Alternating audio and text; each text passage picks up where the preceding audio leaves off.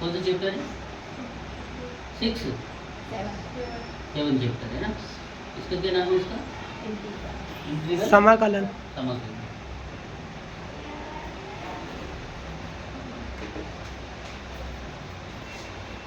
Integral अब integral जो होता है ना अवकलन का मतलब डिफरेंशियल का टोटल अपोजिट होता है ना। जिस प्रकार जैसे अपन ने x की पावर n का डिफरेंशियल करा था, तो वो डिफरेंशियल में क्या पढ़ते हैं अपन की जो पावर होती है शुरू में आती है और नई पावर में 1 माइनस कर देते हैं, है ना। डिफरेंशियल में अपन ने क्या पढ़ा था? पहले log x होगा तो हम उसकी जगह क्या लिख देंगे? 1/x लिख देंगे, है ना। तो उसी प्रकार समाकलन में क्या होता है? समाकलन का ये निशान होता है। जिस प्रकार डिफरेंशियल में अपन dy/dx लिखते हैं, समाकलन में ये वाला निशान लगता है। यहाँ पर x के सापेक्ष अवकलन है तो dx बटे में है, यहाँ x के सापेक्ष समाकलन है तो dx इस तरह से dx लिख देंगे। मतलब ये क्या कहला रहा है? x के सापेक्ष समाकलन मतलब integral with respect to x। जैसे इधर क्या पढ़ते थे? Differential with respect to x, यहाँ क्या बोलेंगे?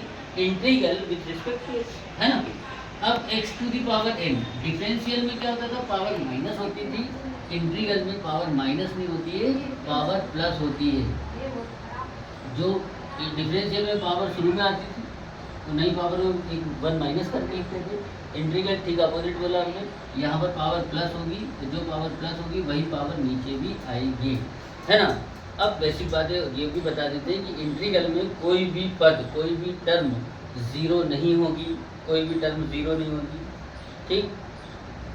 कांस्टेंट वो जब जीरो नहीं होती तो जब लास्ट में इक्वेशन आती है, जैसे फॉर एग्जांपल हमने एक छोटा सा नंबर लिखा ax + b और हमने आपसे कहा कि इसका इंटीग्रल करो, तो हमने क्या बोला कि इसमें कोई भी टर्म कांस्टेंट नहीं होती, तो x का क्या हो जाएगा? x² / 2 और b इधर पे कोई भी नंबर नहीं था तो हमने x लिख लिया, 1 लिखा, 1 का इंटू सब में रहता है ना, 1 का इंटू सब में रहता तो 1 का इंटीग्रल क्या लिखते हैं? x।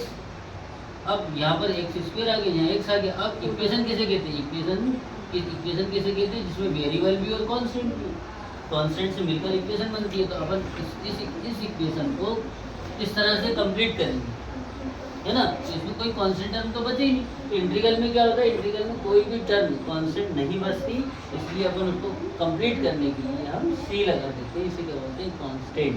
हर सवाल में लास्ट में अपने को सी ऐड करना है, ठीक है ना। दोस्तों स्टॉप।